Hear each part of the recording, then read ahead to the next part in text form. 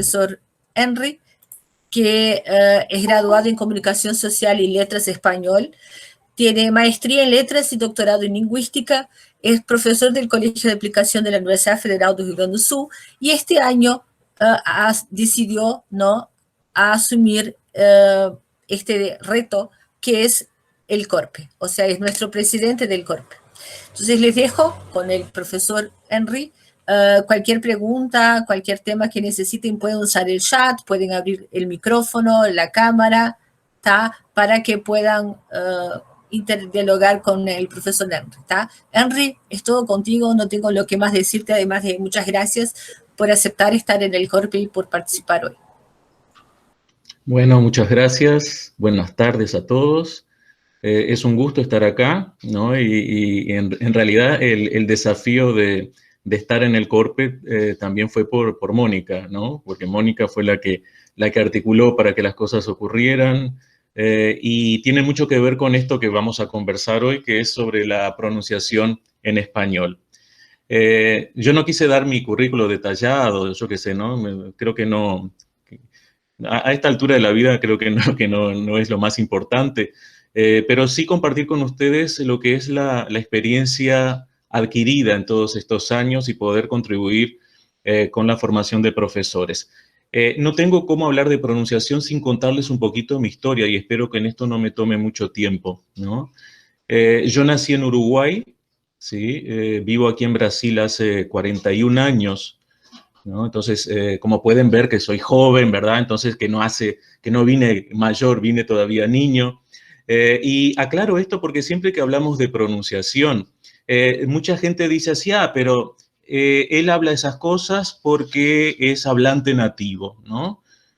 Y no es solo por eso. O sea, yo cuando vine niño para Brasil, pasé por todo el proceso de aprendizaje de la lengua portuguesa. Durante un tiempo medio que me olvidé del español, por más que en mi familia el español siempre estuvo presente, pero pasé por un proceso normal que todos nosotros pasamos como hablantes bilingües, de influencias mutuas de las lenguas. Y a mí siempre me fascinó lo que es la diversidad, ¿no? O sea, hoy yo sé que se trata de la diversidad, de la variedad lingüística, ¿sí? Pero siempre me llamaba mucho la atención antes incluso de que yo pensara ser profesor de español. Y el comienzo de esta reflexión sobre la pronunciación tuvo mucho que ver con mi primer trabajo importante como profesor de español, donde tuve la oportunidad de trabajar con Mónica, con Ivone, ¿no? Donde justamente en aquel momento surgía, ¿no?, una idea de hacer un curso junto con un manual de pronunciación. Eso les estoy hablando allá por el año 1997. Y desde entonces yo empecé a investigar por voluntad propia, ¿no?, muchas cosas que los estudiantes nos preguntaban en clase. ¿Por qué en español no se pronuncia V como en portugués? Y cosas que de verdad en aquel momento yo no lo sabía, y la mayoría de los libros que trabajábamos no tenían esas explicaciones. Donde yo encontré el amparo fue investigando sobre lingüística histórica. Y es un poco sobre estos descubrimientos a lo largo de mi carrera, de mi trabajo con la pronunciación, muchos cursos que hicimos junto con Mónica, tanto en la universidad como a través del Núcleo de Lenguas en Extensión, el NELE, dentro de la universidad también para los estudiantes de letras, y principalmente mi trabajo en clase. Entonces voy a compartir con ustedes una presentación para más o menos organizar lo que tengo que decirles, y estén a gusto totalmente para interrumpirme, preguntarme. Sí, yo no voy a poder acompañar el chat, por eso les pido que ustedes pueden usar el micrófono sin problema ninguno. Si siéntanse en sus casas, sin problema ninguno, ¿sí? Entonces, desde ya esta presentación es a partir del Conselho Rio Grandense de Profesores de Español, el CORPE. A los que no son socios, quiero invitarles que vengan, que se asocien, ¿no? Estamos encerrando en realidad este semestre de actividades, ¿no?, donde abordamos varios temas, ¿sí?, que creo que a muchos les ha interesado, principalmente en estos momentos que estamos viviendo.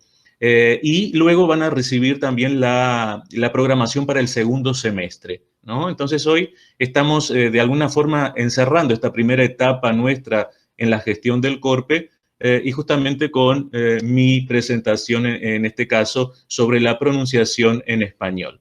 Que vean que es un tema muy amplio. No quise reducirlo solamente a pronunciación en la clase de español. ¿Por qué? Porque muchas veces vemos a profesores de español con muchas dificultades todavía en entenderse como hablantes de español, ¿no? Y esto entonces es algo que yo lo voy a discutir a lo largo de nuestro encuentro, ¿bien? Bueno, normalmente dejamos las referencias para el final. Yo quise hacer al contrario, porque les indiqué aquí alguna bibliografía que para mí fue muy importante y estos aprendizajes que yo tuve justamente fueron mucho a partir de estos libros que les presento en este momento. Y lógicamente muchas otras cosas más a lo largo de todos estos años de trabajo, ¿no? El primero que para mí me abrió mucho la cabeza, y esto es un libro antiguo, ¿sí?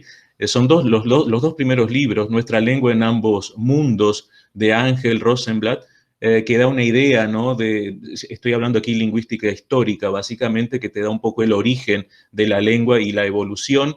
La misma forma, este hispanista alemán, Bertil Bamberg, La América hispanohablante. Después tenemos aquí este libro, yo lo tengo en portugués, A Aventura das Línguas no Ocidente, ¿sí? De Henriette Walter, y algunas cosas específicas de español, como el Manual Práctico de Corrección Fonética del Español de Aquilino Sánchez, Fonética y Fonología Actual del Español, ¿sí? Y este último, que es un librito esencial, muy chiquito, ¿no? Pero que trae importantes cuestiones para abordar el tema de la pronunciación en español, de Francisco Moreno Fernández, que yo les voy a utilizar algunas cosas. Entonces son algunas referencias que yo tengo no para indicarles, pero sí muchas de las cosas que yo voy a hablar los tengo a ellos como referencia. Les voy a poner un tema musical aquí, quiero que ustedes lo escuchen y después hablamos un poquito sobre esto.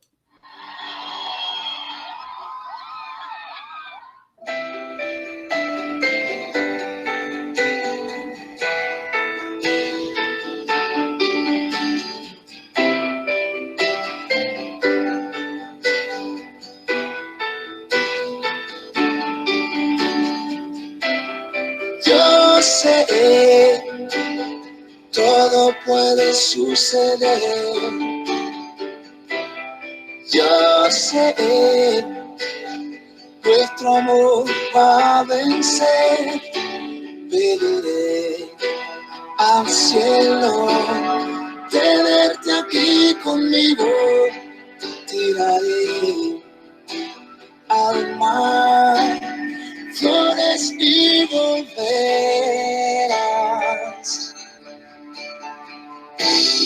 No sé por qué me dijiste adiós.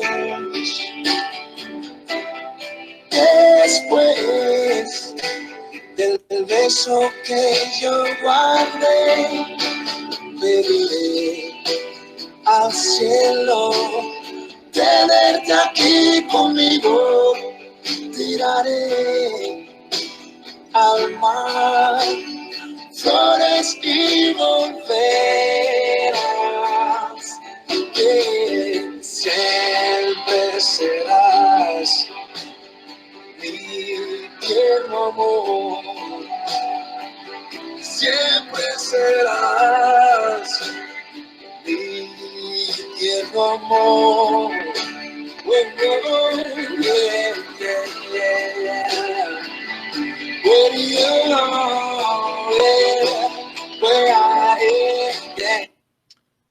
Bueno, ¿conocían esta versión en español de esta canción? No.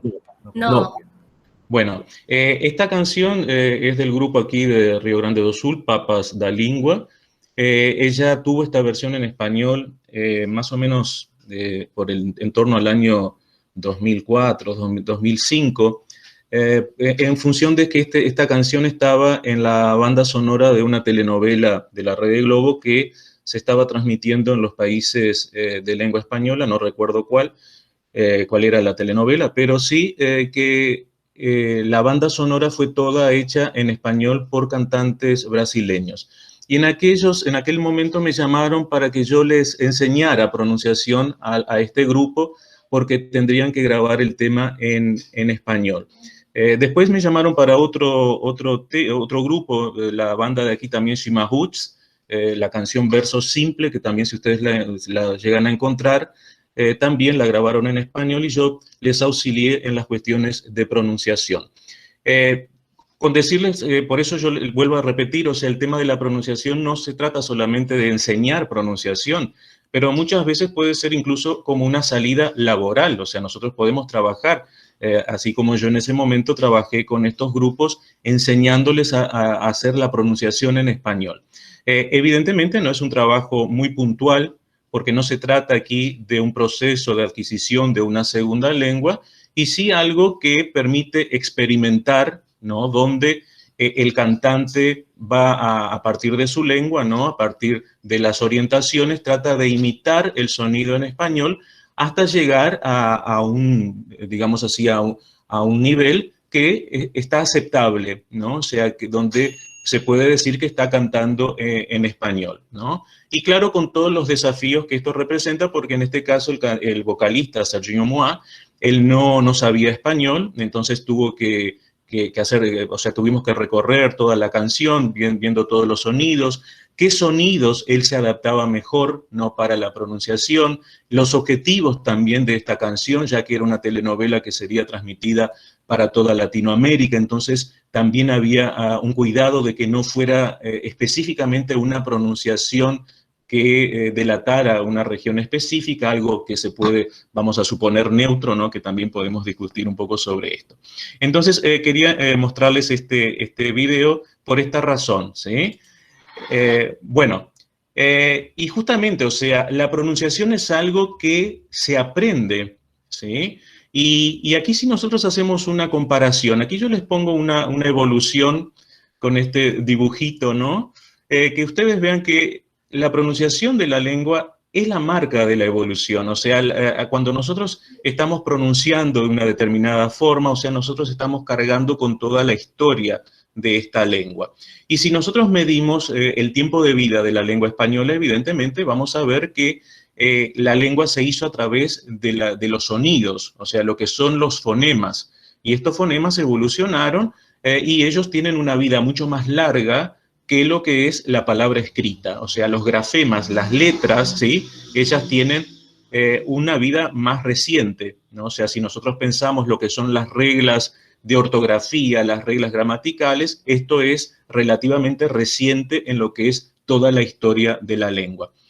Y tenemos esta dificultad, por lo tanto, o sea, ¿cómo vamos a conocer la historia de la lengua a partir del momento que no existían grabaciones? O sea, nosotros no sabemos exactamente cómo las personas hablaban en la Edad Media, pero podemos hacer algunas asociaciones a partir de las escrituras que llegaron hasta nosotros, ¿sí? ¿Por qué? Porque en una primera intención, las pocas personas, vamos a llamarlas alfabetizadas a partir de la palabra escrita, ellas trataban de representar los sonidos por letras, ¿no? Y a partir de estas anotaciones es lo que nosotros tenemos como origen propiamente de la lengua.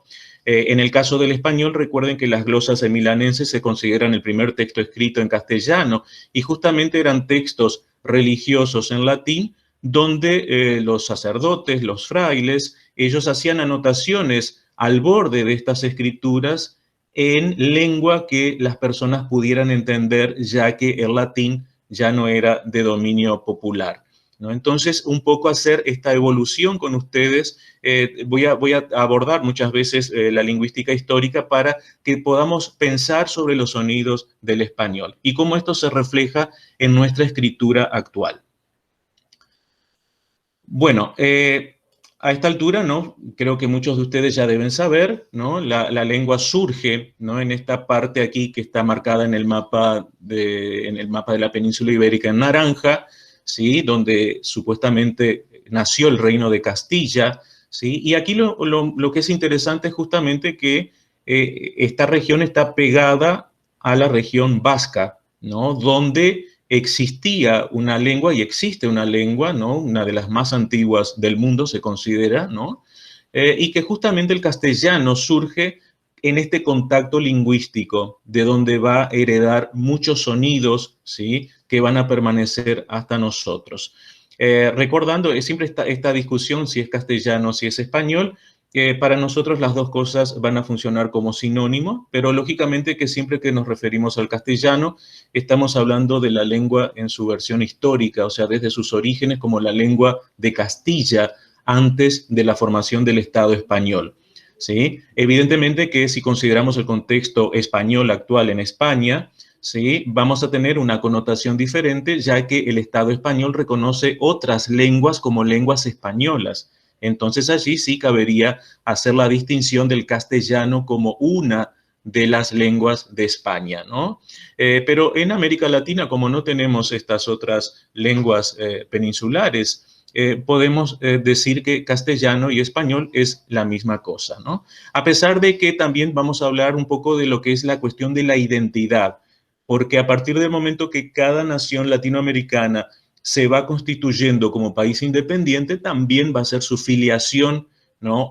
A querer o no querer mantener algún vínculo específico o no con España, ¿sí? Y esto es un poquito también lo que vamos a abordar, ¿no? Pero de cualquier forma, aquí lo que nos interesa es que este contacto con esta lengua, ¿no? Más antigua que el propio latín, ¿no? El éuskara o el vasco, ¿no? Que se le puede llamar, hizo con que el castellano adquiriera características que lo apartaran cada vez más del latín. O sea, yo no soy profesor de latín, pero lo poco que he visto, sí, podemos asociar que el portugués, por ejemplo, en lo que se refiere al sistema vocálico, mantuvo muchas más cosas del latín que el castellano. Bueno, a nosotros nos interesa una etapa de la lengua que es interesante, que es lo que se llama el castellano moderno. El castellano moderno surge en este año emblemático, ¿no? Para la lengua española, 1492, donde vamos a tener, ¿no? Ya en este año, al comienzo del día 6 de enero, ¿no? La toma de Granada, ¿no? Por los reyes católicos, Isabel y Fernando, ¿no? Que marca justamente, de alguna forma, el inicio, ¿no? De lo que va a ser una idea, ¿no? de unidad en España, ¿no? Y de donde empieza a surgir entonces este cambio entre el reino de Castilla y el reino de España, ¿no? Y en el mismo año vamos a tener a mitad del año la publicación de la primera gramática castellana de Helio de Nebrija, ¿sí? Que es una gramática que tiene muchos puntos vigentes hasta el día de hoy, ¿no? Y este mismo año vamos a tener entonces la llegada de los españoles a América, ¿no? Extendiendo, ¿no? El castellano por el Nuevo Mundo a partir de ese momento. Nos interesa aquí en particular algo que está en la gramática de Nebrija, que es justamente la justificativa que él usa para convencer a la reina Isabel que le dé la autorización para la publicación. Él dice que la lengua siempre fue compañera del imperio, haciendo esta analogía con el Imperio Romano, o sea que los romanos lograron extenderse por gran parte del mundo conocido, imponiendo la lengua y la religión, ¿sí? Y que el castellano entonces, ¿no? El reino de Castilla en ese momento se extendía, ¿no? Tanto por toda la península ibérica como por el norte de África, por las partes donde hoy pertenecen a Italia, Sicilia y estas cosas, y un poco también vislumbró ya lo que sería aquel mismo año la llegada de los españoles a lo que sería un nuevo continente. Y Antonio de Nebrija le aclara a la reina entonces que era necesario que los súbditos de las tierras donde España estaba llegando tendrían que saber la lengua del imperio, porque solo existe alguien que manda y alguien que obedece si existe comunicación, ¿no? Y este argumento está explícito, ¿no? Entonces en la carta de presentación de autorización de la impresión para la publicación de esta primera gramática, ¿no? Y algunos cuidados esenciales que son el cuidado con la sonoridad de la lengua. Entonces, algunas cuestiones que, por ejemplo, nosotros tenemos hoy en nuestras gramáticas, como las reglas de eufonía, o sea, la valoración del sonido como algo primordial más que la forma escrita. ¿Por qué se pensaba? Porque evidentemente en 1492 la gran mayoría de la población no tenía acceso a la escritura, a una educación formal, vamos a decir así, y lo que era importante era hablar. No había un cuidado con una pronunciación correcta, no era esta la cuestión, pero sí lo suficiente para que se pudieran entender, que yo pudiera hablar y que el otro me pudiera comprender. Y esto es un poco lo que justificaba esta publicación. Las cosas empiezan a tomar otra forma, y esto de forma general con todas las lenguas, ¿verdad? A partir de 1713, entonces, se funda la Real Academia Española. Vean que aquí ya dimos un salto, ¿no? Y se llama lo que es el castellano contemporáneo, donde empiezan a surgir las reglas, las normas, ¿sí? Con un temor inicial que era justamente que el castellano, tan extendido por el mundo como se encontraba en ese momento, el temor era que que ocurriera lo que había pasado con el latín, que se fragmentara en otras lenguas y que esto hiciera con que el reino perdiera poder político, ¿no? A partir de dificultades de comunicación. Entonces, la Real Academia Española se impone, ¿sí? Justamente como autoridad de la lengua y para hacer este control, de alguna forma, ¿sí? De formas que serían correctas y formas que serían incorrectas. Vale aclarar aquí que desde la Edad Media, o sea, si nosotros ya les comenté sobre las glosas, o sea, el dominio del castellano, principalmente en sus formas escritas, cabe mucho a los sacerdotes cristianos, católicos. Son ellos los que van a tener la gran autoridad de determinar lo que es correcto, lo que no está correcto, y evidentemente sí, vamos a observar que sí, la lengua es machista, que sí, la lengua es xenófoba, y una serie de cuestiones, ¿no? Que hoy día se pueden discutir a partir del análisis histórico de los cambios que se van imponiendo en la lengua. Luego vamos a tener entonces un poco este diseño, ¿no? que nos va a dejar toda esta charla que les estoy diciendo, ¿no? La lengua se impone por la fuerza, ¿no? Pero la fuerza nunca es suficiente para avalar la cultura. Y esto lo podemos ver hasta nuestros días, ¿sí? O sea, un imperio puede tener una gran fuerza militar, pero esto no es suficiente para callar las voces culturales de una región. Y un poco lo observamos en el caso de España, ¿sí? Nosotros vamos a tener un país multilingüe, ¿no? Donde hay voces autóctonas, ¿sí? Lógicamente que las lenguas como seres vivos, ellas nacen, crecen, desaparecen, pero aquí de alguna forma en esta ilustración vamos a ver un poco las regiones donde surgieron algunas variaciones de lenguas importantes, ¿sí? Y que de alguna forma muchas de ellas han ganado fuerza en los últimos años, ¿sí? Y son utilizadas hasta el día de hoy, ¿no? Como les había comentado, la Constitución española reconoce, ¿no? Muchas de estas lenguas como lenguas españolas, ¿sí? Entonces ya vimos allí más o menos la región de formación del castellano, del vasco, el bable, ¿sí? Más o menos en la región asturiana, donde es una lengua todavía vigente en zonas rurales, pero en una lengua básicamente con grandes riesgos de desaparición. El gallego, ¿no? En la parte de Galicia, la lengua que originó el portugués, ¿no? La lengua madre de la lengua portuguesa, el aragonés como lengua prácticamente desaparecida hoy en día, el catalán muy vigente, ¿sí? El extremeño, ¿no? En la frontera con Portugal, el andaluz no como una lengua, pero sí con muchas variaciones, ¿sí? De tanto fonéticas como de contactos lingüísticos con otras lenguas anteriores al castellano en esta región, y el valenciano, ¿no? Que empieza a diferenciarse del catalán, pero sí una lengua derivada del catalán. Francisco Moreno Fernández, en aquel librito que yo les comenté, de forma básicamente más didáctica, ¿sí? Él hace una diferenciación, por lo menos en rasgos generales, ¿no? De dos variaciones que tienen gran influencia dentro de la península ibérica, que él lo llama lo que es el español castellano y el español de Andalucía. ¿no? Siempre que se hacen estas comparaciones, siempre recuerden que es desde un punto de vista didáctico, porque en realidad, por ejemplo, si hablamos con un español de alguna región de Andalucía, él va a notar grandes diferencias en relación a otro hablante de español de la misma región, ¿sí? Entonces, por ejemplo, alguien de Málaga va a decir que habla diferente a alguien de Sevilla, ¿no? Entonces, de la misma forma, ¿no? Si tomamos el norte, es lógico que estas variaciones existen, ¿no? La diversidad lingüística es muy grande, pero cuando se hacen estas clasificaciones, se consideran básicamente rasgos comunes, ¿no? Que predominan en determinada región. Y lo que vamos a tener, la tercera variedad que él nos va a indicar es el español de Canarias, ¿sí? Las Islas Canarias que ven aquí ni siquiera están contempladas en el mapa porque es un archipiélago que está frente a África, ¿no?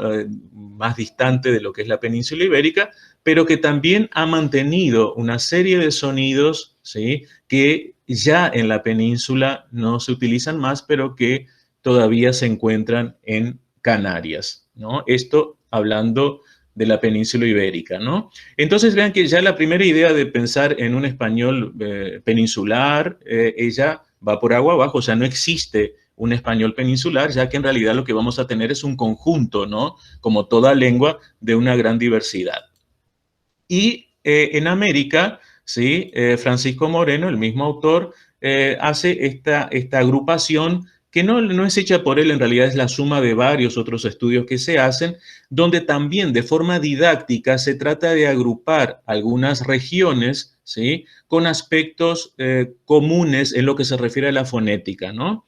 Y de esta manera vamos a tener entonces un español caribeño, ¿no? Reuniendo ahí todas las Antillas, parte de Centroamérica, allí principalmente lo que es Panamá, la costa norte de Colombia y Venezuela, ¿no? Luego un español mexicano, ¿no? Que se encuentra no solo en México, pero básicamente de Costa Rica para arriba hasta lo que es toda California y Texas en los Estados Unidos, recordando que estas regiones fueron ocupadas primeramente por los españoles, ¿no? Los yanquis llegaron después.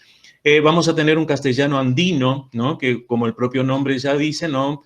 Toma toda la cordillera, básicamente, ¿no? Desde Colombia, llegando hasta el norte de Chile y el norte de Argentina. Vamos a tener un español guaraní en esta región compartida aquí tanto por Argentina, Bolivia y Paraguay. Un español rioplatense, sí, también como el propio nombre lo dice, ¿no? Parte de Argentina y Uruguay. Y una variedad chilena, sí, que se considera justamente Chile como un país aislado básicamente por esta frontera geográfica que es la cordillera de los Andes, entonces con características propias. Estos nombres pueden variar de autor para autor y evidente tenemos que tener mucho cuidado, ¿no? Porque no todas estas personas significa que hablen igual, ¿no? Nosotros vamos a ver en nuestra charla que, por ejemplo, un cubano ya dentro de Cuba, un cubano de Oriente, habla de una forma diferente a otro, al cubano de Oriente. O sea, Occidente y Oriente en la isla tienen pronunciaciones distintas para ellos, porque para mí, que no soy cubano, cuando escucho a los dos me parece que es la misma cosa, pero evidente que cuando uno hace un análisis profundo de la pronunciación, uno va a ver que por menor que sea el país, existe la variación lingüística y cada región, ella se acomoda, se amolda a cuestiones culturales, a cuestiones de etnia, de ocupación, principalmente también de considerando pueblos primitivos que hayan existido en esta región, ¿no? Con esto quiero decirles que tenemos siempre tener cuidado entonces con los estereotipos, ¿no?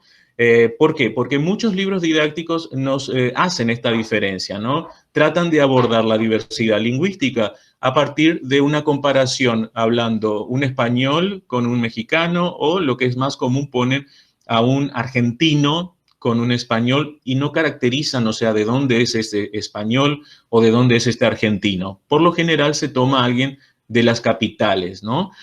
Un poco como si nosotros viéramos un informativo en la televisión y ahí tuviéramos el presentador de televisión de televisión española, por ejemplo, con un presentador de un informativo argentino, ¿no? Y evidentemente que esto no representa la riqueza local de la lengua. Entonces, siempre que hablamos de la pronunciación, tenemos que tener este cuidado para no recalcar estereotipos, ¿no? A pesar de que sí existen y de forma didáctica, ¿no? Son interesantes, pero no podemos pensar que todos los españoles hablan de una forma, que todos los mexicanos hablan de una forma o que todos los argentinos hablen de una forma, ¿no?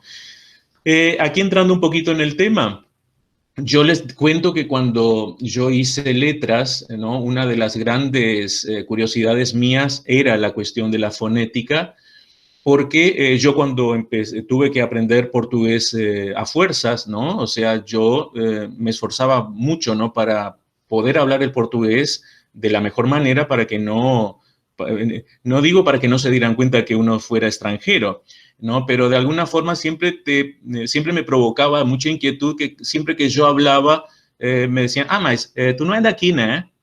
¿No? Para los que no son gaúchos aquí, ¿no? Me preguntaban así, ¿no? Tú no eres de aquí, ¿no? ¿De dónde tú eres? Y ahí siempre tenía que hacerle todo el cuento, ¿no? De dónde venía, de dónde... Entonces, esto a veces, como niño, ¿no? Me aburría, como adolescente también me aburría.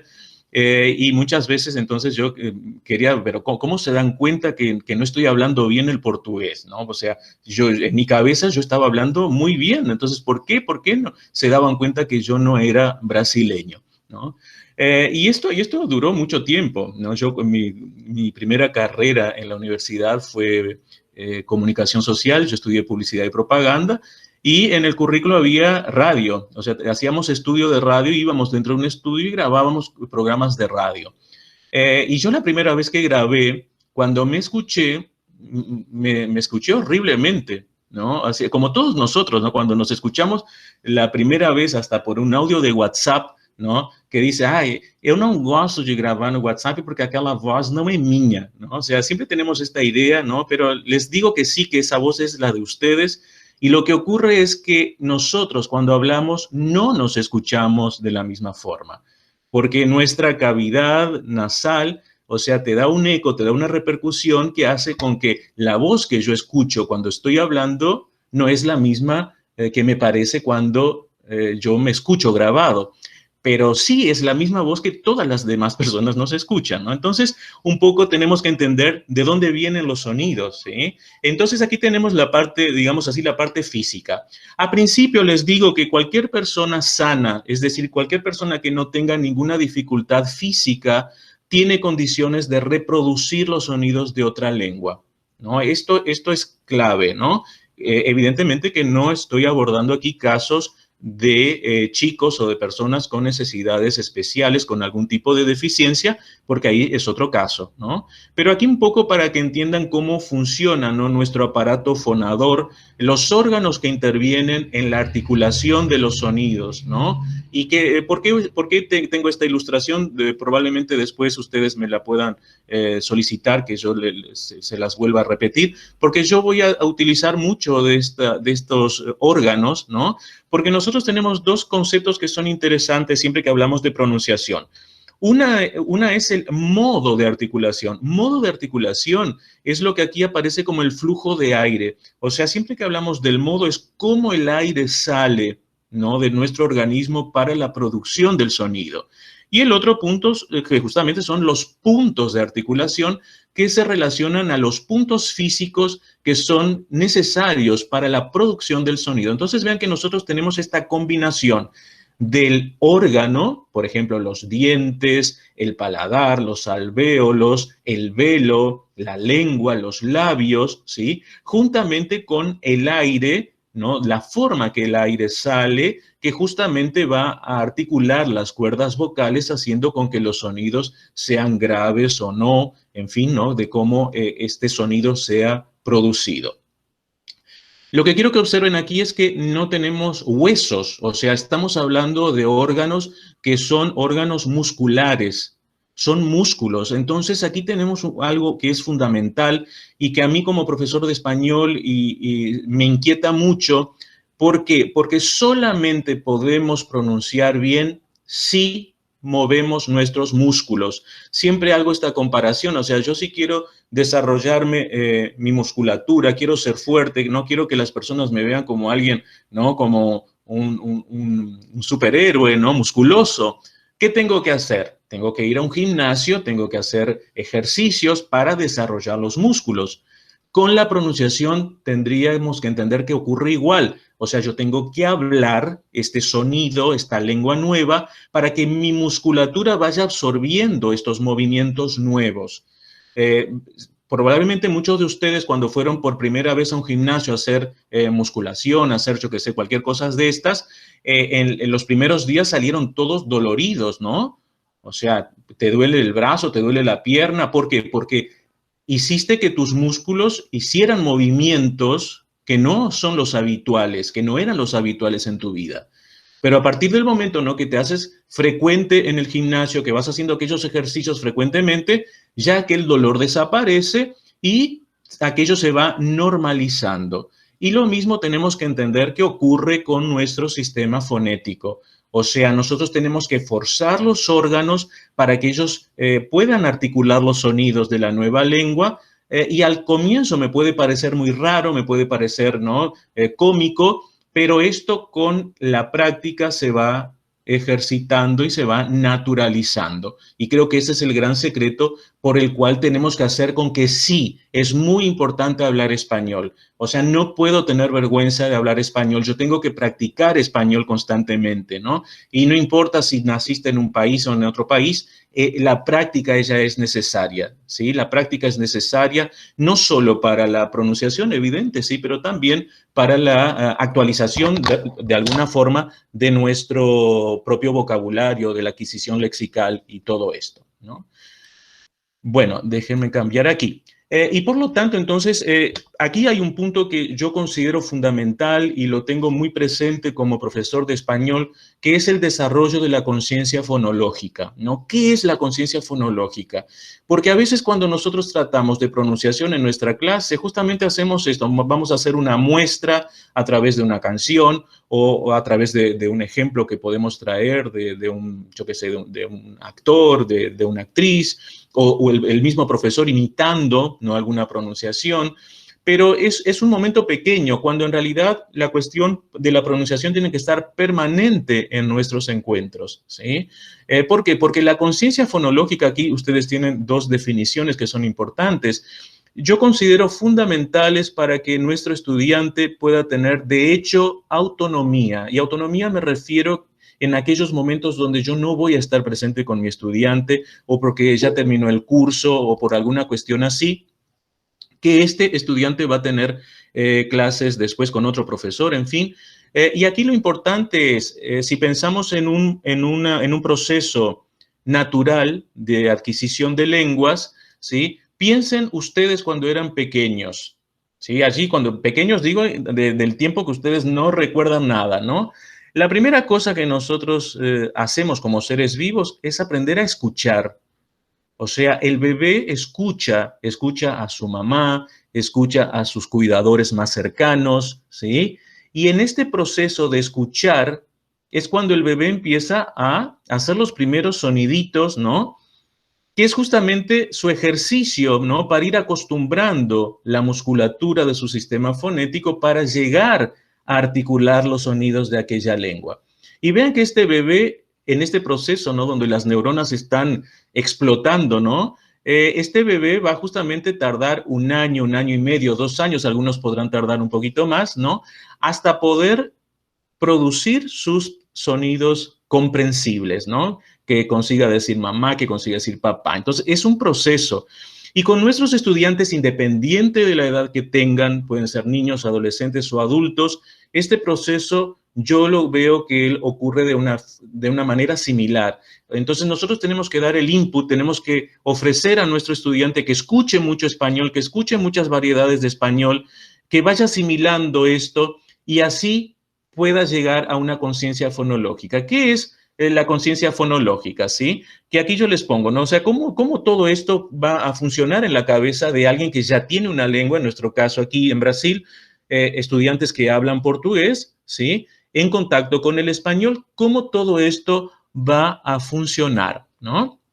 Y ahí entonces vamos a identificar algunas dificultades específicas que tenemos esta ventaja, ¿no? O sea, por ejemplo, yo si fuera profesor de español, vamos a imaginar, en un instituto en España, tendría otra realidad, porque de repente en un instituto vas a tener estudiantes de diversas nacionalidades, con diversas lenguas, y por lo tanto sus dificultades van a ser muy particulares. En nuestro caso aquí, que estamos hablando en la gran totalidad de estudiantes brasileños, sabemos más o menos, podemos mapear, ¿no?, un poco las dificultades, evidentemente reconociendo las diferentes dificultades dentro de las distintas regiones de Brasil.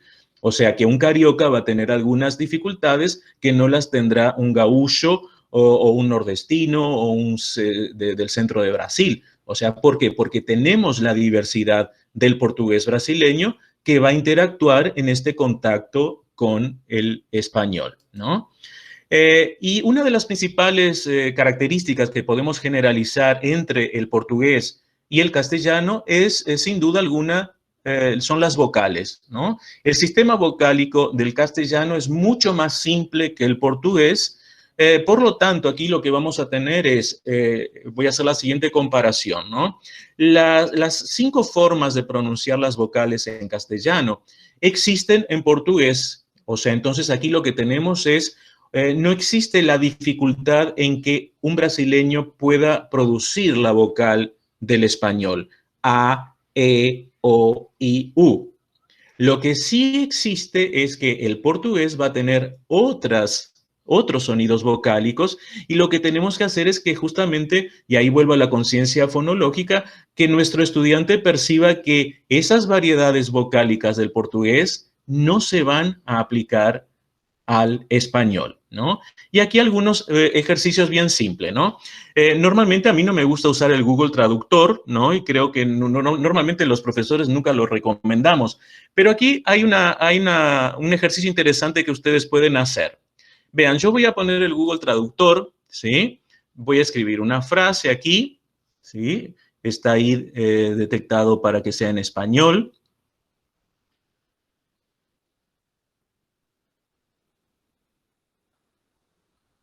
Y ahí yo voy a seleccionar, en vez de que sea en español, yo quiero que esta frase que está en portugués, en español, sea pronunciada en portugués. A mí me gustan las hamburguesas. ¿Observaron? La frase está en A español, mí me gustan las hamburguesas. pero lo que vamos a tener es que justamente no es A mí español. me gustan las hamburguesas. Si yo simplemente cambio, ¿no? A mí me gustan las hamburguesas. Si yo simplemente cambio la lengua, yo me doy cuenta que yo puedo tener un texto igual, ¿no? O sea, un texto que es un texto español, porque yo identifico que esta frase no está en portugués, pero lo que ocurre es que nuestro estudiante, por una cuestión de facilidad, por la ley del menor esfuerzo, simplemente la va a leer con su sistema fonético, que es lo que para él es lo más natural, ¿no? Sin embargo, nosotros tenemos que hacer con que se dé cuenta que el sistema vocálico, que en este caso es lo que predomina, se hace la diferencia, ¿sí? Vamos a ver otro ejemplo aquí.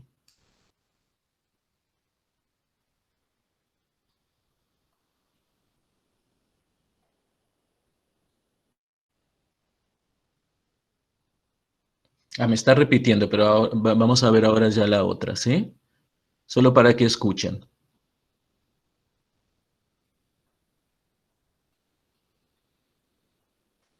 A mí me gustan las hamburguesas.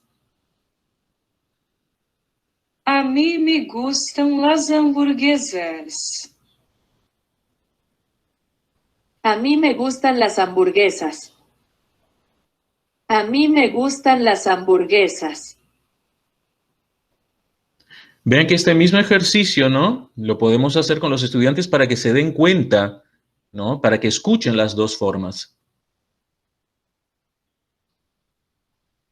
Quiero una mesa grande. Quiero una mesa grande. Quiero una mesa grande. Quiero una mesa grande.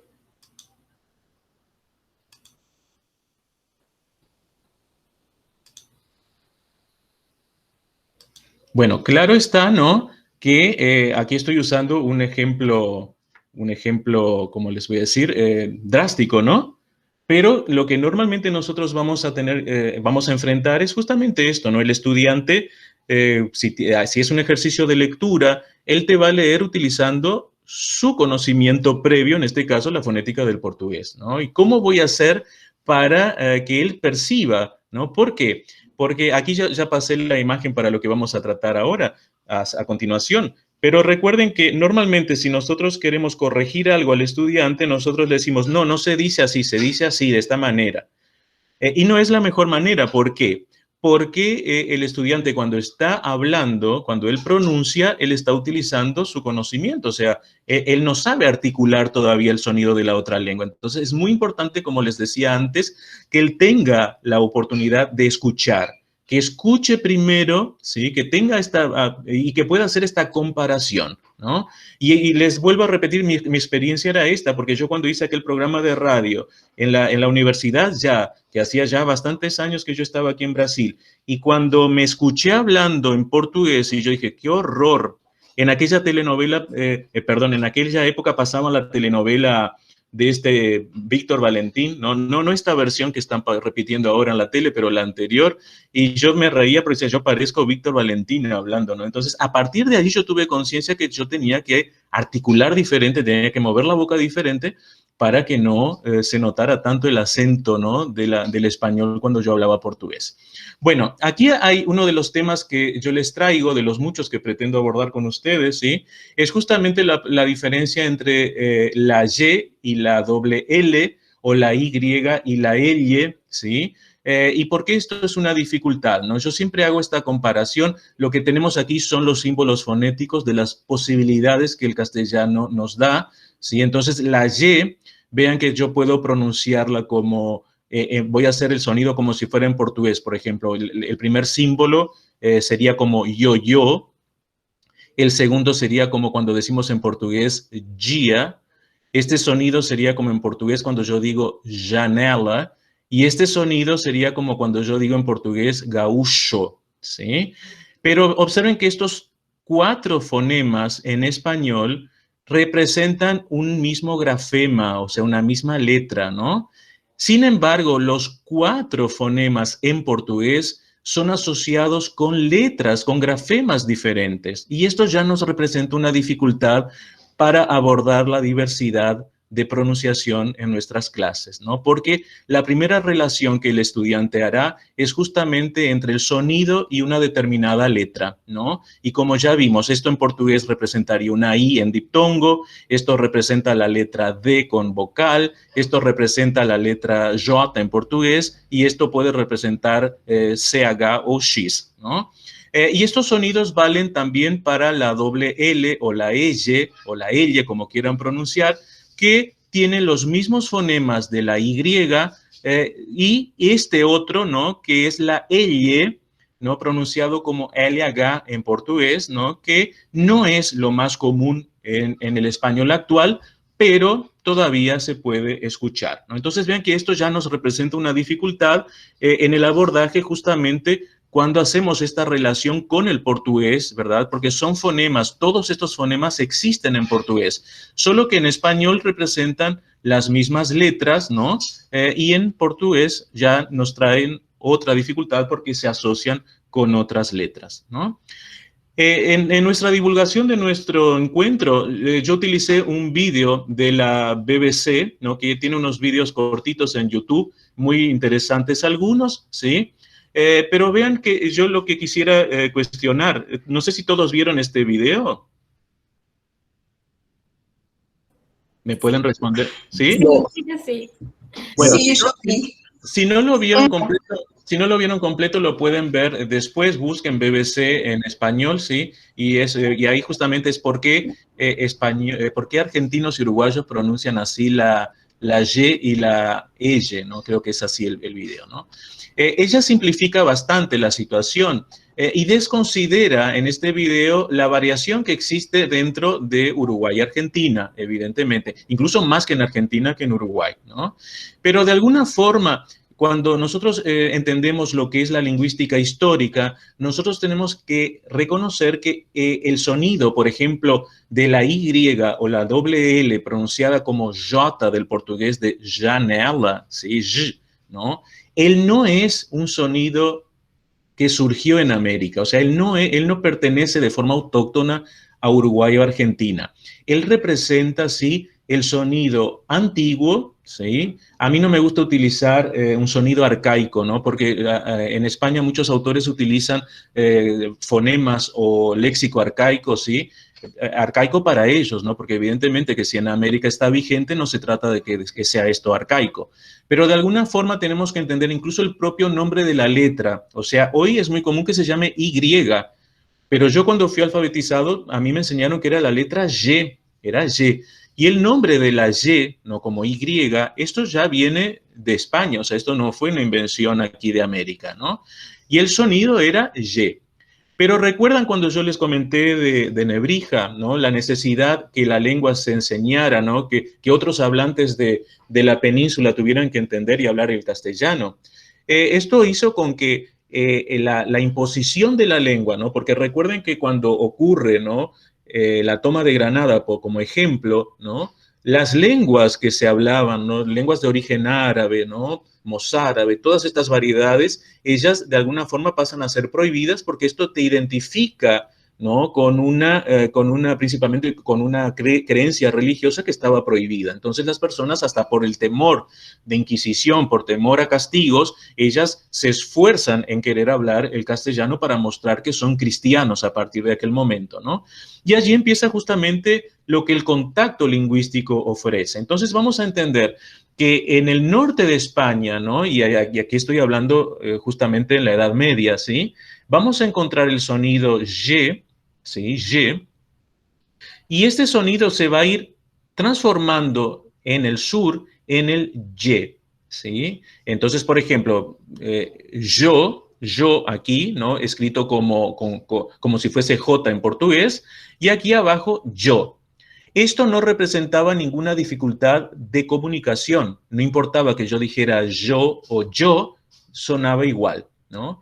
Con el paso del tiempo, recuerdan que yo también les comenté que la fuerza política, la fuerza militar estaba en el norte, pero la fuerza cultural del sur es mucho más fuerte. Vean que si nosotros tomamos como ejemplo, ¿no? ¿Qué rasgos culturales de España son los más significativos? Ustedes van a ver que la cultura del sur de España, ella se sobrepone a la cultura del norte, ¿no? Y esto hizo con que, de verdad, la parte cultural tuviera una predominancia sobre la parte militar. Y con el paso del tiempo lo que vamos a ver es que este sonido en la península ibérica empieza a perder fuerzas y con el paso del tiempo este yo se va transformando en el yo, ¿no? Y la propia elle se empieza a perder y se empieza a confundir con lo que es la Y o la Y, ¿no? Entonces, el sonido Y, él se encuentra y lo podemos observar en las propias escrituras antiguas españolas. Entonces, para tratar, ¿no? De la variación lingüística, lo que tenemos son teorías, o sea, no hay una ciencia cierta porque no tenemos registros auditivos de aquellos años, ¿no? Entonces, lo que podemos tener como teorías es la propia evolución de los fonemas y esta evolución se entiende a partir de los contactos lingüísticos que van ocurriendo, tomando como referencia también lo que ocurrió durante muchos años aquí en el centro, en la parte de Toledo, ¿no? ¿Por qué? Porque siempre que hablamos del norte y el sur de España, siempre parece que hubo conflicto, ¿no? Siempre el norte contra el sur, ¿no? Y en realidad hay muchos periodos de la historia donde hay momentos pacíficos, ¿no? Y Toledo representa esto, ¿no? Donde van a convivir pacíficamente sinagogas con mezquitas, con iglesias cristianas, ¿no? La propia Escuela de Traductores de Toledo hace con que esta integración de alguna forma no solo de las religiones, pero también de esta diversidad cultural en la península, de alguna forma se encuentre, ¿no? Y que pase a tener influencias unas con las otras, ¿verdad? Y esto provoca, evidentemente, evolución de fonemas, ¿no? También tenemos la intervención, ¿no? Que se hace a partir de normas impuestas. En este caso, vean que la imposición del castellano como lengua del reino, ¿sí? Hace con que esto ocurra de forma violenta, evidentemente, ¿sí? Así como las reglas luego también impuestas por la propia Real Academia también, ¿no?, sean muchas veces entendidas como un acto violento, ¿no?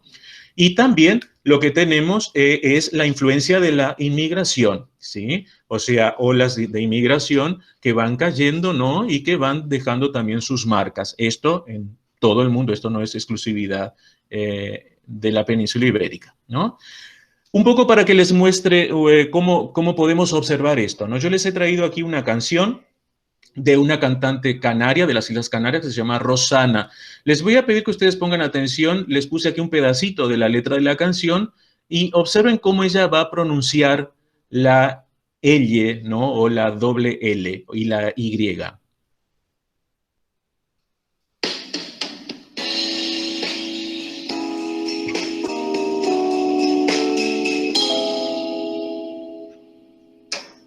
Llueve esta noche mientras llueve, tú me empapas en querer, yo te calo de amor.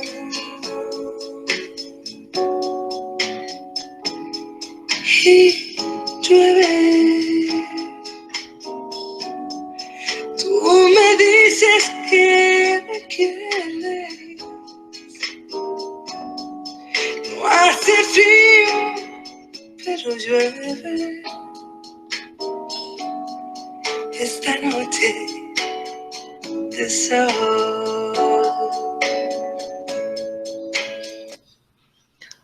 ¿Sí? ¿Me pueden decir qué escucharon, por favor? Sí. A ver, ¿cómo pronuncia aquí la primera? Llueve. Llueve, ¿sí? ¿Y Llueve. observaron cómo pronuncia la última? Aquí, que aparece aquí. Voy a poner de nuevo y escuchan de nuevo y ponen atención. Sí. Sí, vamos de nuevo.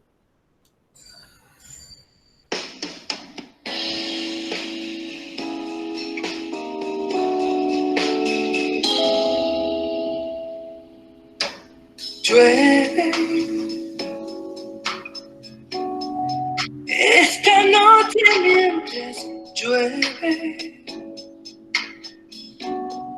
tú me empapas en querer, yo te calo de amor.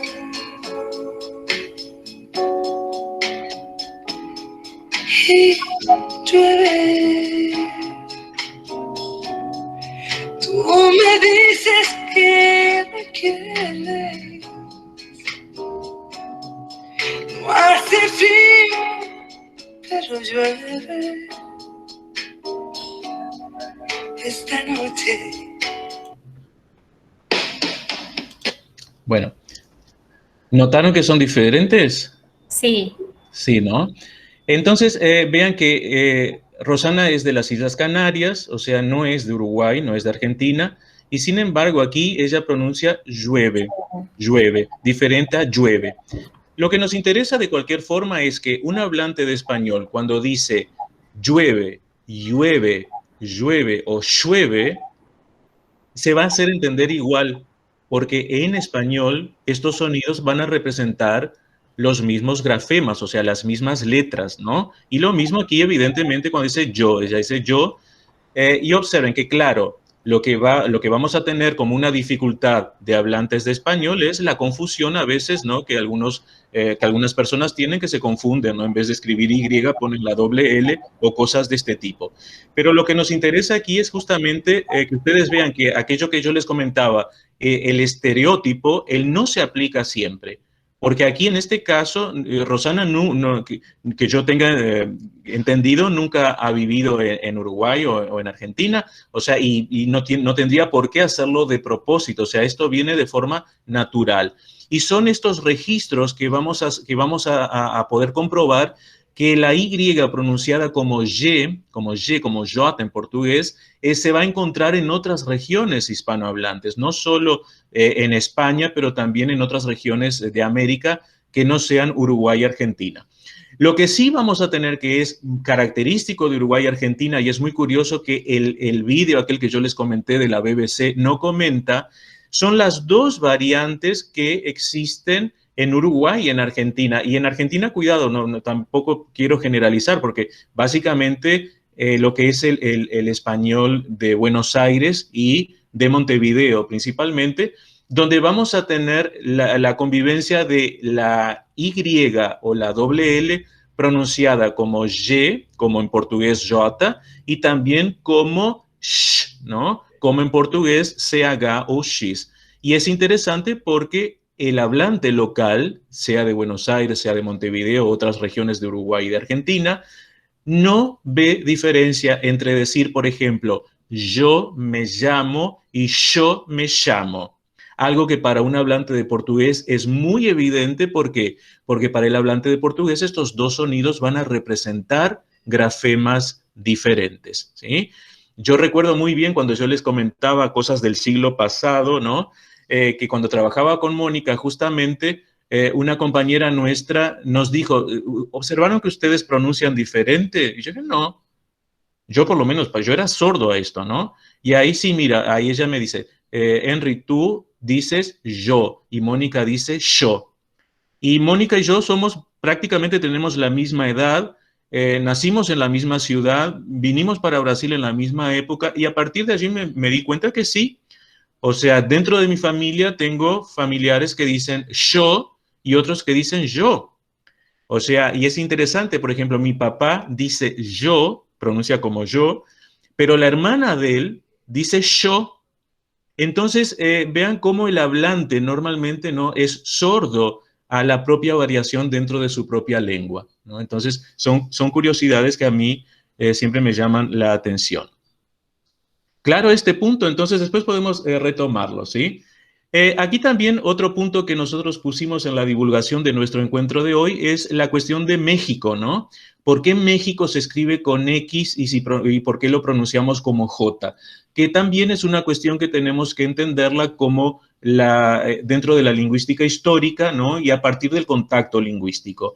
O sea, cuando los españoles llegan, ¿no? a lo que era Tenochtitlán, ¿no? La ciudad actual de México, ellos entienden que allí vivían los mexicas. En aquel momento, el castellano no tenía consolidada la J actual. Y sí lo que existía era este sonido de sh, ¿no? Que curiosamente lo vamos a encontrar en el gallego, en el portugués, ¿sí? Por ejemplo, en gallego el nombre José se escribe con esta X, pronunciado de esta manera, de la misma forma que en portugués, ¿no?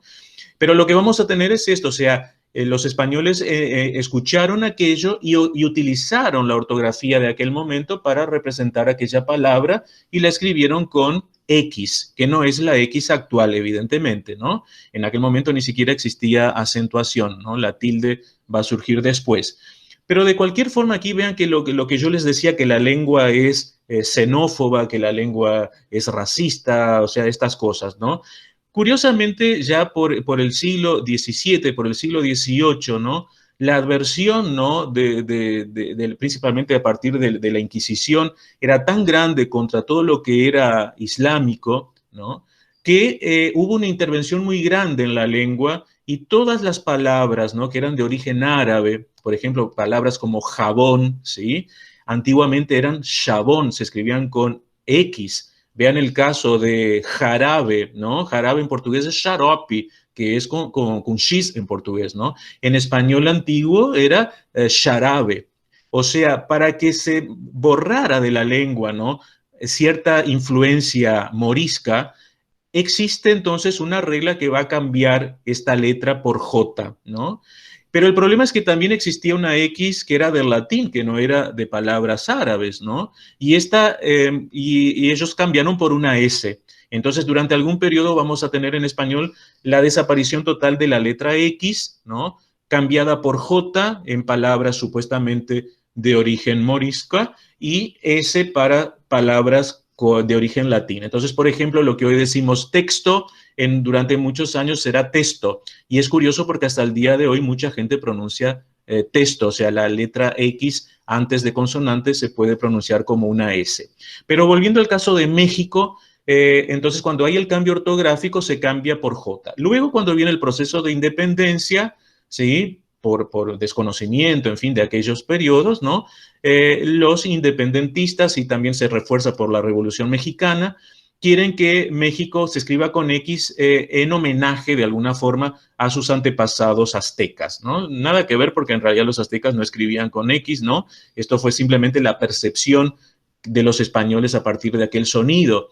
Pero de cualquier forma, México hizo un comunicado al mundo, ¿no?, que a partir de aquel momento México se escribiría con X, pero la pronunciación continuó siendo la pronunciación actual de esta letra, que sería J. Esto ocurre con algunos nombres. Por ejemplo, el nombre Jimena en español podrás escribirlo con X, podrás escribirlo con J, pero nunca será Ximena en español, ¿sí? De la misma forma, entonces, pasa con México, ¿no? Pasa también, por ejemplo, con Texas, ¿no? Texas, que actualmente pertenece a Estados Unidos, ¿no? El estado norteamericano, era de España primero, luego pasó a México, después fue vendido para los Yankees. El nombre es Texas, en español decimos Texas, no decimos Texas, ¿no? Es decir, en portugués lo correcto sería decir Texas. No sé si ustedes recuerdan, creo que esta gasolinera no trabaja más en Brasil, pero yo siempre recuerdo esto. Vean que la palabra, ¿no? En español decimos, curiosamente decimos texaco, nadie dice tejaco, ¿sí? Pero en portugués decían texaco, texaco, lo que me parece contraproducente, ¿no? Porque si aquí decimos Texas, ¿por qué no decimos texaco, no? Pero en portugués decían texaco y Texas, ¿no? Entonces es esta cuestión también de la influencia que tiene dónde está el nombre, ¿no? Si el nombre está en Estados Unidos, parece que tenemos que pronunciarlo de determinada forma. Bueno, pero vean que en México se escribe con X, ¿no? Se pronuncia como J, pero otras cosas en México, ¿no?, que se escriben todavía con la X, aquella X antigua castellana, pero se pronuncian como J portuguesa, ¿no? Entonces, por ejemplo, Xochimilco, Xcaret, ¿no? Entonces son nombres, estos son dos parques turísticos, ¿no? Pero así como algunas ciudades mexicanas mantienen esta X siendo pronunciada todavía con el fonema este característico, no tanto aquí de los aztecas, pero sí de los mayas de la región, que pronuncian la X como sh, ¿no? En realidad pronuncian sh y el castellano representó como X. Entonces, un poquito para ilustrar esta cuestión de este fonema, ¿no? El otro fonema que también lo divulgamos, ¿no?, que siempre nos trae dificultad a veces para que nuestro estudiante entienda, ¿no? Y en el video de la propaganda que hicimos puse este video del chavo que me parece muy interesante, ¿no?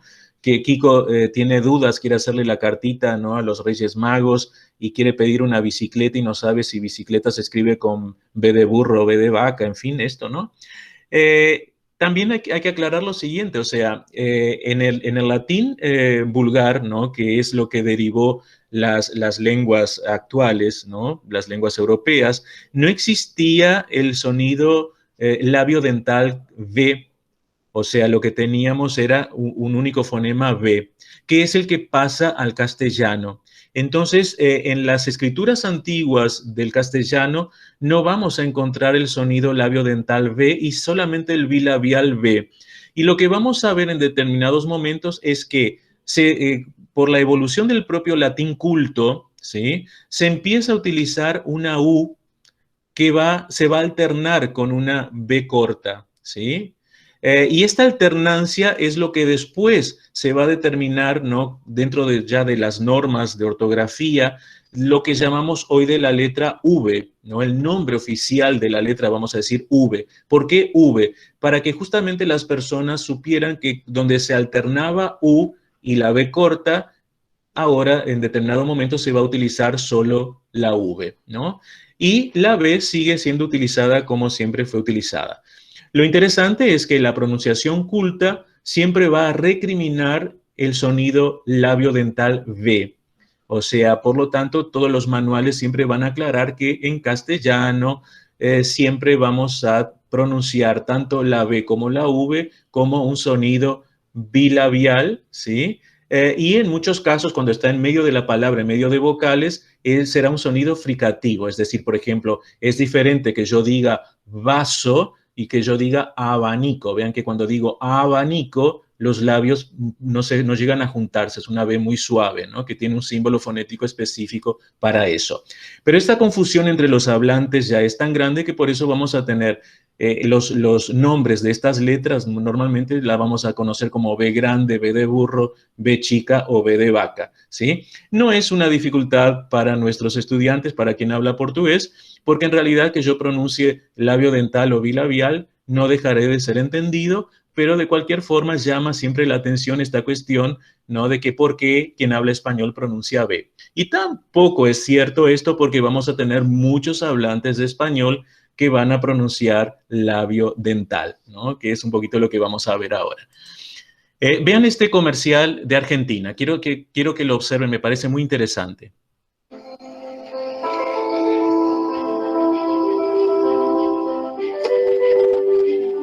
Los pájaros vuelan en B. No es M, no es R, ni G. Siempre es B. Porque en B se llega más lejos. No es casualidad la B de volar. La B de viento. Que viaje, volante y volumen arranquen de la misma manera. La B es velocidad. B de volver a superarnos. De vara alta. De vamos. De volvimos a lograr nuestro mejor combustible. O simplemente de todo eso que nos hace vivir. Y sí, la B tiene poder. Es la B de la nueva Shell V-Power, un revolucionario de combustible con tecnología Dynaflex que contiene 3 veces más aditivos para brindarte la mayor potencia y rendimiento de nuestra historia. Bueno, ya les hice el chivo, ¿no? Les hice la propaganda de Shell. Pero vieron que aquí ni siquiera la llaman de V, ¿no? Es la B de volar, la B de viento, la B, ¿no? O sea, lo que muestra bien, ¿no? Esta concepción que los hablantes tienen, ¿no? De no diferenciar la letra y justamente llamarla incluso por el nombre de B, ¿no? Que lo vamos a ver. Bueno, vean, Fundeu es una plataforma de dudas de español, ¿no? Y una de las cuestiones que vamos a ver es que el propio Cervantes, ¿no? Parece que escribía su nombre con B y no con V. Entonces, mucha gente hizo mucha confusión. Incluso también firmó con Z y no con C, ¿no? Pero bueno, por la ortografía actual, entonces, Cervantes escribe con la V. Pero vean qué interesante la explicación que tenemos en el propio sitio, ¿no? Que trata de sacar las dudas de las personas que tienen dudas sobre estos temas.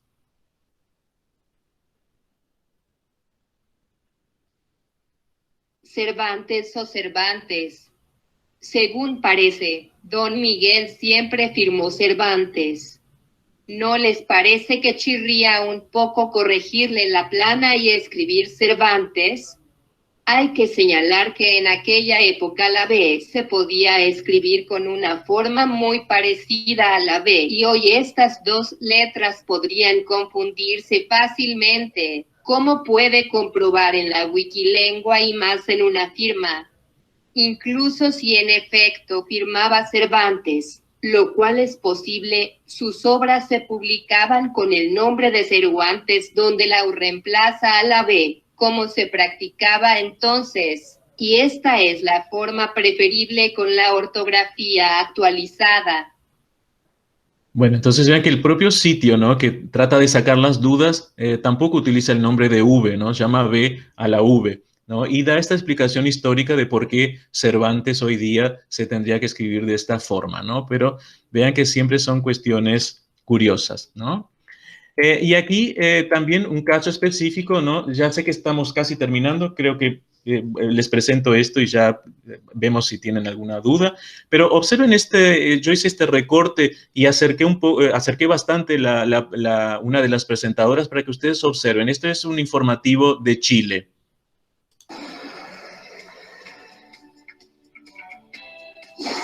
Tsunami de información meteorológica con Michelada. ¿Cómo estás, Michelle? Oye, fue impresionante la imagen que vimos ayer en San Antonio, esta nubosidad que venía del océano, pero tiene una explicación meteorológica que no es tan cortita de explicar, pero ocurrieron las condiciones ideales para que esto pasara, porque teníamos el empuje, ¿no es cierto?, de esta humedad que viene del océano, que venía empujada por un sistema frontal que estaba afectando al sur con lluvias y que iba a llegar un poco hacia la zona central el día de hoy, y comenzó a empujar esta humedad que está en el océano, que es un aire denso, no sé. Bueno, aquí entonces les corté, no sé si ustedes observaron, pero ella básicamente va a pronunciar todas las Vs de forma labiodental, ¿no? Y es una característica muy común entre los chilenos, ¿sí? Pero lo interesante es que no lo hacen para diferenciar de la B, sino que van a pronunciar así, tanto B como V en muchos casos, ¿no? Y esto tiene otro tipo de influencia, ¿sí? Que ahí tiene que ver con las lenguas autóctonas, ¿no? Principalmente influencia mapuche, ¿no? Que se refleja en el habla actual de los chilenos, ¿no? Y esta la vamos a dejar para nuestro próximo encuentro, ¿sí? Las cuestiones de la R, porque esto nos va a llevar a muchas otras cosas, ¿no? Que es una dificultad, sí, más específica de nuestros estudiantes, ¿no? Pero también recordando que la pronunciación de la R ya es una dificultad también para hablantes de español, ¿no? Entonces, es una dificultad que vamos a encontrar, ¿bien? Bueno, yo creo que con esto yo termino por aquí ahora y quiero ver si tienen preguntas, si quieren preguntarme algo. Yo no pude acompañar el chat, entonces si alguien puso algo y quiera decirme, quiera preguntarme. Tenemos 10 minutos nada más, pero yo podemos hacer la continuación en nuestro próximo encuentro, que es el 19, así que donde voy a continuar. Y el 19 les voy a traer más ideas de cómo podemos abordar estas cuestiones con nuestros estudiantes, tanto en la enseñanza a distancia como presencial, ¿no? O sea, que son cosas que van a andar juntas, ¿bien? Henry, muchas gracias. Tenemos una pregunta de Felipe que hizo en el chat, ahora lo perdí. Si Felipe quiere abrir el micrófono y hablar, perdí la pregunta, no, perdí a Felipe. Ay, Hola, buenas tardes. Hola, Felipe.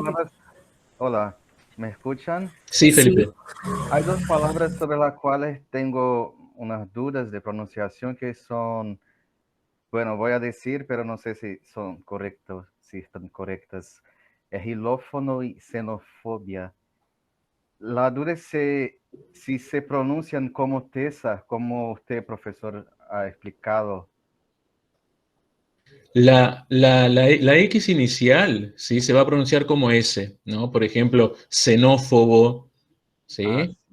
Xenófobo, ¿sí? Y es esto, justamente porque lo que yo dije, ¿no? El castellano, él tiene una resistencia muy grande a encuentros consonantales, o sea, el español como lengua vocálica, ¿no? Entonces, siempre lo que va a ocurrir muchas veces cuando ustedes tengan dudas, si ustedes tienen 3 consonantes juntas, siempre recuerden que una de estas consonantes va a desaparecer. Por ejemplo, cuando decimos psicólogo, ¿no? Que yo puedo escribir con P o solamente con S, ¿no? Pero en la pronunciación siempre será S, siempre voy a decir psicólogo. Y vean que en el caso de palabras que empiecen con X, ¿no? Por lo general son palabras griegas, ¿no?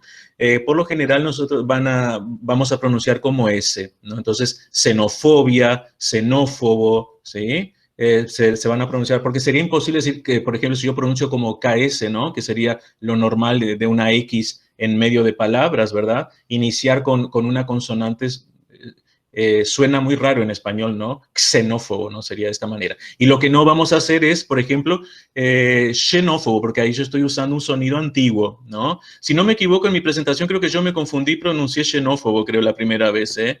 Y creo que tal vez por eso puede haber dado confusión, pero no, es xenófobo. Yo recuerdo incluso, ¿no? Que mucha confusión había. Hoy día no, porque ya nadie más, creo que no, por lo menos no es común. Pero recuerden que aquí en Brasil antes las personas decían, vos haces un Xerox, ¿no? Xerox es una marca, ¿no? Que existe en el mundo entero. No sé si es japonesa, no sé de dónde es. Pero, y mucha gente cuando iba a hablar en español decía, ay, voy a hacer un Xerox. No existe esto, ¿sí? Porque primero tenemos una cuestión que yo sepa, en ningún lugar de lengua española la marca Xerox sustituyó a fotocopias, ¿no? Y la otra es que la marca es Xerox, no es Xerox. Entonces no es cualquier X que yo puedo pronunciar como J. En realidad la X que voy a pronunciar como J son estas X históricas de palabras reconocidas, ¿no? Como una ortografía histórica, como es el caso de México, de Jimena, de Jiménez, ¿no? Incluso algunos nombres que cambiaron por J y nunca más recuperaron la X, ¿no? Nombres como Guadalajara, que era Huatzilachara, ¿no? En algún momento cambiaron por J y nadie más va a decir, o sea, es con J hoy en día, ¿no? No sé si te respondí, Felipe. Sí, claro, gracias. No, solo un comentario, porque cuando estábamos hablando de doble L, de Y y ese tipo de cosas, yo me di cuenta que yo me habitué a hablar yo, calle, y así, tal vez por haber vivido un poquito en Argentina y por convivir con Mónica. Entonces me habitué a hablar así y cuando estoy en una conversación, hablo así. Pero me di cuenta que con mis alumnos, a ellos yo pronuncio yo. No sé por qué, no sé explicar eso, pero no sé si en mi cabeza me parece que ellos van a entender un poco mejor si pronuncio yo. No sé por qué, no sé explicar eso. Yo cuando estoy en una conversación digo yo, calle, pollo, pero con mis alumnos, no sé si porque pienso que lo poco que tienen de contacto con el español es un español tal vez un poco más europeo, no sé, pero me di cuenta, la semana pasada estaba hablando con los más chicos que tengo y me percibí diciendo yo, y yo nunca digo yo, pero en las clases no sé por qué, es solo un comentario, porque no sé explicar. A mí me pasa igual, Carolina, a mí me pasa igual. Ahora digo yo. Yo normalmente hablando con mi familia digo yo, ¿sí? Cuando yo empecé a trabajar con español hace 20 y tantos años, me pasaba igual, ¿sí? Yo enseñaba mi pronunciación y tuve un episodio con una alumna, ¿sí? Que justamente hizo el curso conmigo y eran módulos, hizo muchos cursos conmigo y tuvo que irse a España.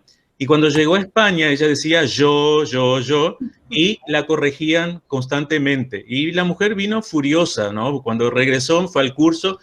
Ustedes me enseñaron el español del Mercosur. Cada vez que yo hablaba me corregía, no sé qué. Y aquello me hizo pensar, ¿no? Porque realmente, probablemente todos ustedes, ¿no? Deben tener gran influencia del primer profesor que tuvieron en español. O sea, el primer profesor te va a marcar mucho, ¿sí? ¿Por qué? Porque es el primer contacto. Entonces, la forma que tu profesor haya pronunciado, aquello te marca, ¿no? Y ahí vamos a tener dos cosas de hecho. Una que es tu identidad como hablante, ¿no? O sea, te vas a identificar con alguna pronunciación, evidentemente, ¿sí? Sea por influencia de tu profesor o sea por alguna experiencia que hayas tenido, ¿no? A veces experiencias amorosas pueden ocurrir, ¿no? Yo qué sé, tantas cosas que te pueden traer influencias en este sentido. Y la otra, nosotros como profesores de español, y ahí yo me pongo en ese lugar, que pienso justamente en lo que puede resultarle más simple a los estudiantes. Y yo por mi experiencia tengo que el hablante de portugués le resulta mucho más simple decir yo me llamo, ¿no? No sé, es mi experiencia acumulada, digamos, ¿no? Entonces, muchas veces cuando yo doy clase, por ejemplo, yo no aspiro la S, pronuncio las S bien, o sea, me parece falso, ¿sí? En realidad es una forma falsa, pero al mismo tiempo yo estoy preocupado con el aprendizaje de mi estudiante, ¿no? Es automático, así. Claro, entonces estoy tratando de que él aprenda de alguna forma y al mismo tiempo, por mi experiencia con aquella señora, de no influenciarla de una forma no tan directa, ¿no? Porque yo creo que es muy interesante lo que yo comentaba antes de la conciencia fonológica, que el estudiante en algún momento pueda definirse, ¿no?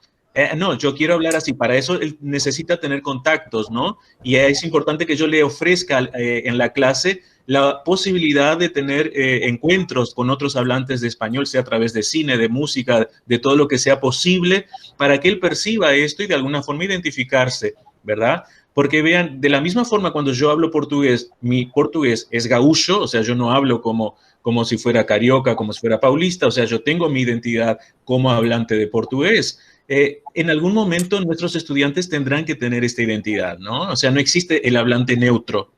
Puede ser un hablante neutro, por ejemplo, si hacemos una locución para un trabajo, ¿no? Un trabajo específico, bueno, ¿no? Incluso dando clases podemos tratar de ser lo más neutros posibles, pero en algún momento siempre vas a meter la pata y vas a estar ahí delatando, ¿no? Tus orígenes. Creo que no hay cómo ocultar esto. Veo una manito aquí levantada, Senda, ¿sí? Hola, profesor Henry. Respecto Hola. a lo que comentabais con Caroline, bueno, yo tengo otra, esta no es la pregunta, ¿no? Pero me ha interesado ahora lo que ha dicho la compañera. Por ejemplo, yo en el Paraná les digo que pueden usar por proximidad geográfica el macrodialecto austral, Argentina, Uruguay, Paraguay, ¿no? Que ellos escojan porque yo soy de España, ¿no? Pero claro, si van a trabajar en Brasil o van a desplazarse a un país hispanohablante de al lado, ¿no? Pues que tienen esa opción, ¿no? Por proximidad geográfica. Y lo que le quería preguntar, profesor Henry, es en el contexto de la figura del profesor, ¿no? En el contexto de español en el aula de L, ¿no? De español como lengua extranjera. Enseñando la pronunciación, ¿cómo abordarías la cuestión de esa búsqueda fiel de la pronunciación del español y luego ese acento extranjero? Porque claro, nos podemos encontrar con los dos perfiles de alumnos, ¿no? Un alumno que ha ocurrido con esa búsqueda que pronuncia casi de Madrid, ¿no? De la variante de prestigio, ¿no? Del castellano peninsular del norte septentrional, o luego, ¿no? Pues como a ti te decían al principio, ¿no? En Brasil, que no eras de aquí, ¿no? Porque en el oído, ¿no? Los brasileños denotaban un acento extranjero, ¿no? ¿Cómo lo abordarías dentro de la enseñanza de español, la enseñanza de la fonética? A los alumnos les dirías, por ejemplo, no busquéis el acento fiel, ¿no? No os machaquéis con ansiedad de buscar ese acento fiel. Vosotros ser vosotros mismos con vuestro acento y saber cómo, ¿no? Cómo se pronuncia correctamente los fonemas y los sonidos del español y ya está, ¿no? Y los diferentes alófonos de conversaciones diatópicas. Yo siempre considero lo siguiente, ¿no? En primer lugar, que nunca el hablante nativo puede ser la meta. O sea, ¿no? O sea, yo no tengo por qué ponerle a mi estudiante que el modelo sea un hablante nativo. Lo que sí, yo considero siempre que cualquier hablante de lengua portuguesa tiene condiciones de hablar español muy cercano o igual a lo que es un hablante nativo, no importa de dónde sea, ¿no? Entonces, en el proceso de enseñanza, por eso vuelvo a repetir la cuestión de la conciencia fonológica, yo no sé si mi estudiante va a lograr hacer una producción, ¿no? Oral, vamos a considerarla, ¿no? Similar a un hablante nativo o no, estando yo con él. O sea, esto puede ser un proceso que podrá venir con los años, ¿no? Lo que yo sí necesito en este proceso de enseñanza, ¿no? De lengua, ¿no? Es justamente mostrarles, ¿no? Lo que existe, pero de ninguna manera recalcando que sea una forma mejor que la otra. En primer lugar, siempre me preocupa mucho esta cuestión que tú colocas de la proximidad, ¿no? Porque yo podría pensar, bueno, si yo estoy aquí en Porto Alegre, como estoy más cerca de Uruguay y Argentina, entonces sería, vamos a pensar lógico que yo me centrara más en nuestra variante rioplatense, ¿no? Pero en realidad hay que cambiar el foco, o sea, yo tengo que pensar cuál será el objetivo de este estudiante, ¿no? Y si yo pienso en estudiantes adolescentes o niños, este objetivo no existe todavía, ¿no? Porque esto está por venir, ¿no? Entonces, yo siempre pienso que la clase de lengua tiene que abrirle ventanas, oportunidades, ¿no? Para que en un futuro, cuando él tenga una necesidad, de repente, ¿no? Vamos a imaginar ahora como ha ocurrido con un estudiante en nuestro colegio que recibió una beca para ir a estudiar a España.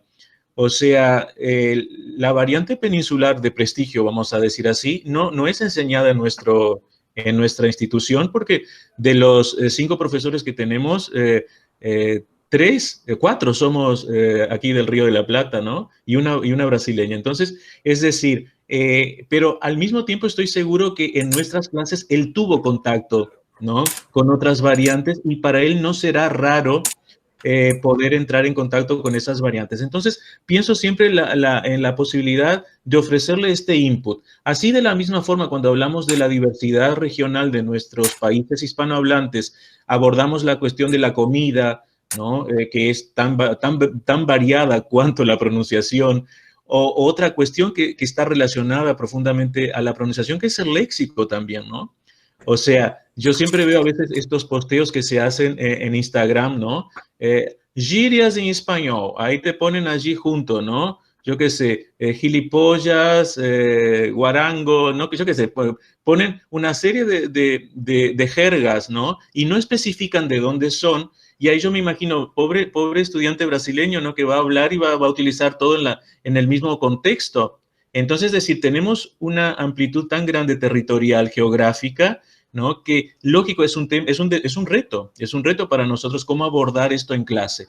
Pero yo siempre pienso que lo que tenemos que crearle a nuestros estudiantes son condiciones que él pueda percibir cómo él pronuncia y cómo el otro pronuncia, ¿no? Que él pueda escucharse y hacer esta comparación.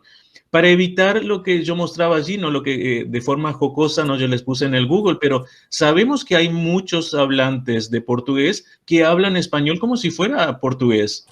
Mi nombre es, ¿no? Y escuchamos esto. Y que es lo que muchas veces yo a veces me quejo, ¿no? Que muchos profesores de español no hablan español. O sea, y la importancia que es hablar español constantemente en clase. Vuelvo a repetir, o sea, el estudiante solo tendrá una competencia lingüística adecuada si él aprende a escuchar. El primer paso es escuchar, tiene que escuchar mucho español. Si nosotros no escuchamos español, difícilmente vamos a conseguir tener una buena producción oral en español. Pero yo creo que el secreto es este: en la clase tenemos que ofrecer lo que es la diversidad de la manera que podamos, ¿no? Esta diversidad tiene que estar presente.